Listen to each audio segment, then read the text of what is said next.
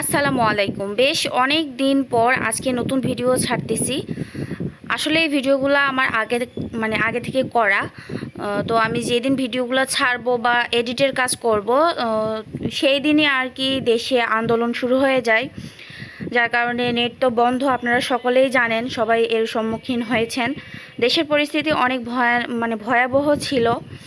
তো মোটামুটি আলহামদুলিল্লাহ একটু স্বাভাবিকের দিকে আসছে, তাও মোটামুটি স্বাভাবিক আসে নাই। আসলে আমি খুবই দুঃখজনকভাবে জানাচ্ছি যে অনেক অনেক মায়ের বুক খালি হয়ে গিয়েছে, অনেক ভাই বোন, অনেক বাবা, অনেকে মারা গিয়েছে।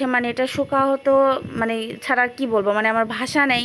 আমি যখন এই ভিডিওগুলো ফেসবুক অন হওয়ার পর যে ভিডিওগুলো আমরা দেখতেছি, তখন আমার চোখ দিয়ে আপনি আপনি পানি চলে আসতেছে, আর এতটা খারাপ আর এতটা কষ্ট লাগতেছে, কি আর বলবো। প্রধানমন্ত্রীকে উদ্দেশ্য করে বলতেছি, যদিও আমার পেজটা অনেক ছোট, তো আমাদের ছাত্র ছাত্রীদের আন্দোলনের যেই উদ্দেশ্যটা সেটা আপনারা পূরণ করবেন আশা করি। আর দেশটা স্বাভাবিক ও সুষ্ঠুভাবে পরিচালনা করার চেষ্টা করুন, কারণ এতগুলা মায়ের বুক খালি হয়ে গিয়েছে। আপনারা সেই তো মানলেনই, কিন্তু এতগুলো মায়ের বুক খালি করার পর তো জানি না আমার এই কথাগুলো বলা ঠিক হয়েছে কি না বা হচ্ছে কি না। তো আজকে আমার ভিডিওতে কথা বলতে একদমই মন চাচ্ছে না, রান্না নিয়ে কোনো কিছু। তো আজকে ভাবলাম যে একটা ভিডিওর সঙ্গে কিছু কিছু কথা আমি আপনাদের সঙ্গে শেয়ার করি। হয়তোবা গ্রামে এখনও নেট ভালোভাবে যায় নাই, তো কি আর করার। এই প্রসঙ্গগুলো বাদ দেই। আর এখন আমার ঘরের পরিবেশ পরিস্থিতি, আমি যেই নিত্যদিনে যেই ভিডিওগুলো আপনাদের সঙ্গে শেয়ার করি সেটাই করার জন্য চলে আসছি। তো সকালে সব কিছু এলোমেলো থাকে বরাবরই। সকালে ঠিক না, আপনার ভাই, আমার ছেলে অফিসে যাওয়ার পর যে অবস্থাগুলো থাকে সেটা শেয়ার করলাম। করার পর ওগুলো ওইভাবেই রেখেছি। আমি রান্নার ফাঁকে ফাঁকে ওগুলো আমি গুছিয়ে নিব। তার আগে চলে আসলাম রান্নার জন্য। তো ফ্রিজ থেকে আমি মাছের ডিম আর চিংড়ি মাছটা বের করে নিয়েছি, আর এখানে হলো কেটে নিচ্ছি কচু দিয়ে চিংড়ি রান্না করব। আর করব আপনার ওই যে কি বলে, মাছের ডিম ভাজি।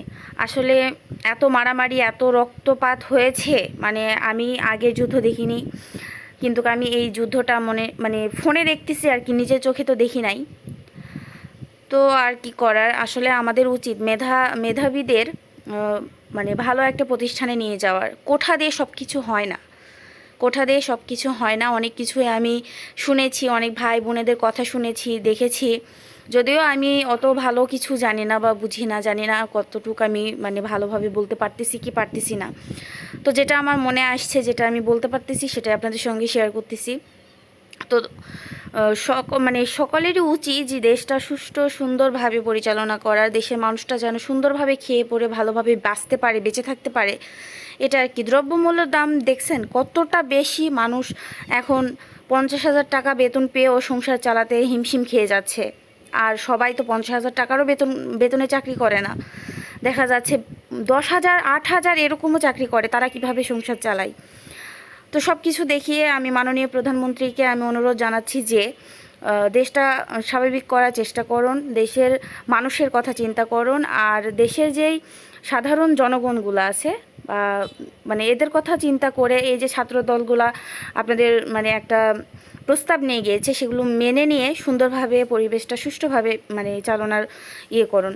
তো যাই হোক, আমি এত কথা না বলি, জানি না কতটুকু বলা আমার উচিত হচ্ছে।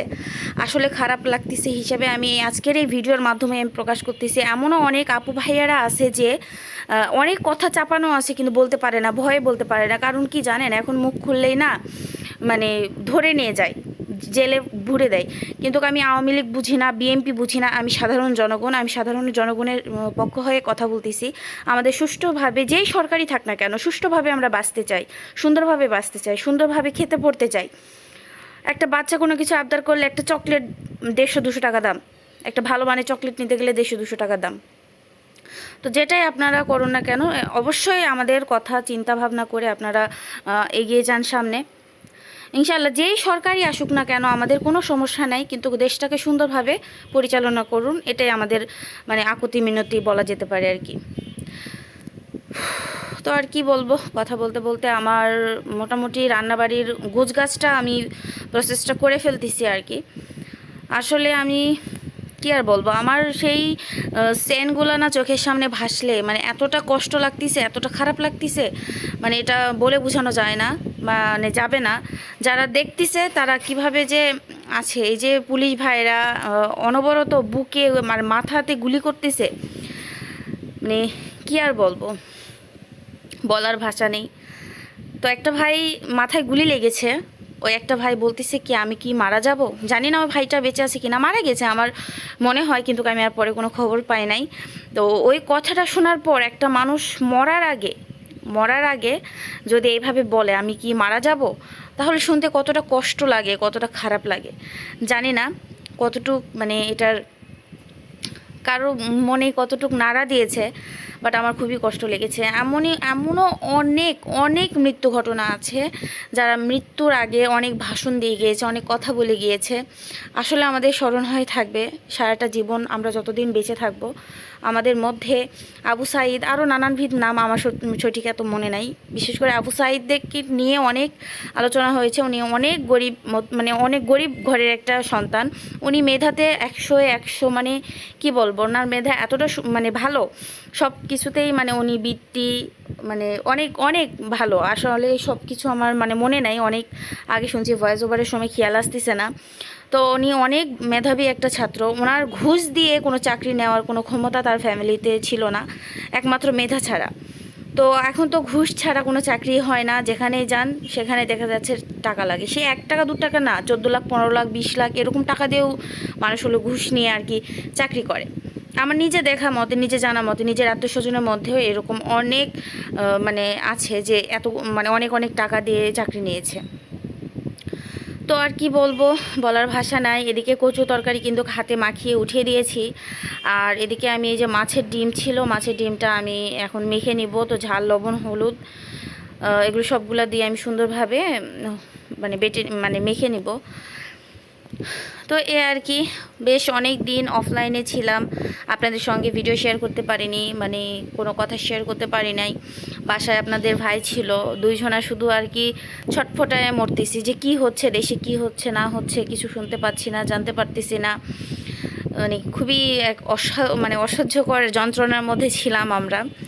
তো কখনো আমার মনে হয় না যে আমি ফেসবুক দেখতে পাচ্ছি না, ইউটিউব চালাতে পারছি না, গান শুনতে পারতেছি না, মোবাইল দেখতে পাচ্ছি না, একবারের জন্য এটা মনে হয়নি। আমাদের দেশের ভাই বোন, বাবা মা, মা না ঠিক, অনেক বাবারাও গিয়েছে ছেলের সঙ্গে, তাদেরকে নিয়ে চিন্তা হচ্ছিল, তারা কিভাবে কি করতেছে না করতেছে, কোথায় আছে না আছে, মানে কি পরিস্থিতি হচ্ছে দেশের, এগুলো নিয়ে খুবই পেরেশানির মধ্যে, চিন্তার মধ্যে ছিলাম।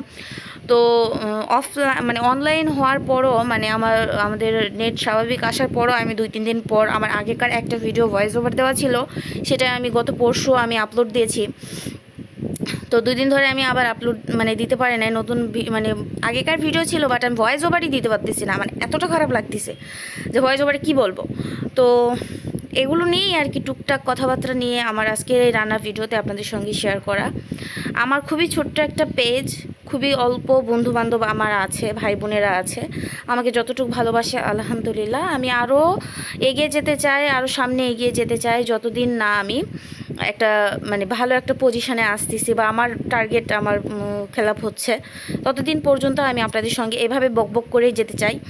তো অবশ্যই আমার কথাগুলো যদি আপনাদের মনে একটু নাড়া দিয়ে থাকে, অবশ্যই কমেন্টে জানাবেন যে আপনারা কে কতটুক জানেন, কে কতটুক কি দেখেছেন। আর কে আর বলবো, আমার সত্যি কথা না মিথ্যা কথা, সেটাও আপনারা অবশ্যই কমেন্টে জানাবেন। আর কথা বলতে বলতে কিন্তু আমার কচু তরকারিটা মোটামুটি হয়ে আসছে, আর মাছের ডিমের ভাজিটা আমি উঠাই দিয়েছি, মাছটা আমি ভুনা করব। তো আগে আমি মাখিয়ে নিয়েছি, তারপরে আবার পেঁয়াজ টিয়াজ, কাঁচামরিচ, জিরা টিরা, ঝাল, লবণ, হলুদে আর কি মানে কষাই নিয়ে তারপরে মাছের ডিমটা আমি অ্যাড করব। আর আজকে গ্যাসের খুবই প্রবলেম ছিল, মানে এই ভিডিওটা যেদিন করি আর কি সেদিন অনেক গ্যাসের প্রবলেম ছিল, আর ইদানিং এখন খুবই গ্যাসের প্রবলেম হচ্ছে। মানে সাপ্লাই গ্যাস যেহেতু আমার রান্না তো লাইনের গ্যাস দিয়ে করতে হয়। এখন ওই যে আপনার সবাই বাসায় থাকতেছে নাকি জানি না, কিন্তু দুপুরবেলার দিকে একদমই গ্যাস থাকে না। আর এখন আমি রাতে রান্না করব এমন সময়টাও নাই, ছেলের সঙ্গে অনেক সময় দিতে হয়, ওরে পড়াতে হয় আর করতে হয়, বিকেলে একটু ছাদে নিয়ে যাই। তো সব কিছু মিলিয়ে এখন আমাদের মানে আমার একটু বেশি প্যারা হয়ে গিয়েছে। সকালে যদিও সব কাজ গুছিয়ে রেখি, রান্নার কাজটা আমি করি না, কারণ আপনাদের ভাই তো অনেক রাতে আসে।